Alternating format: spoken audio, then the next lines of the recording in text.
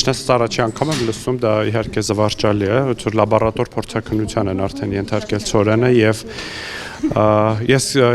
եւ եզրահանգման եկել, ես եթե չեմ սխալվում, 3 ղազախական կողմը ներկայացրել էր ինչ ցորեն է արտահանել դեպի Հայաստան եւ ըստ էության դա ցորեն է, որը օգտագործվում է արտադրության մեջ, հացի արտադրության մեջ եւ այլն, ես չեմ կարող մասնագիտական գնահատական տալ, բայց ակնհայտորեն այդ ընդդիմության լաբորատոր փորձաքննության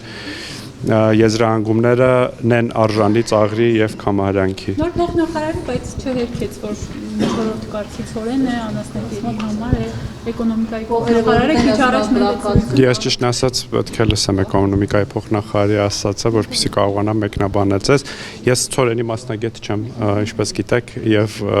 հատկապես նոր եկած ցորենի վերաբերյալ չեմ կարող ասել։ Վստահ չեմ, ասում եմ, ղազախական կողմը մեկնաբանություն էր տվել, որը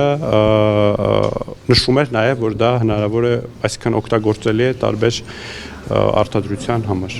հացամթերքի արտադրության համար։ Ինչու օրինակ չեն փորձել գոնե առաջին կարգ կամ երկրորդ կարգ, այսինքն որպեսզի այս աղմուկը չլինի, ինչու հենց այսինքն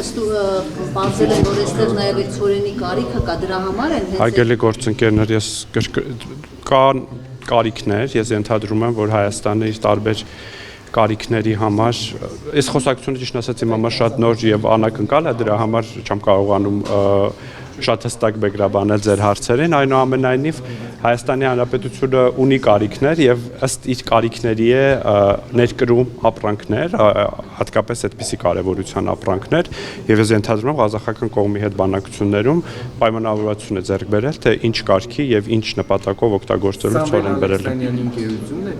Չեմ կարող ասել ճիշտ ասած։ Հա դուք ամեն ինչ գիտեք, ես չեպազրույցի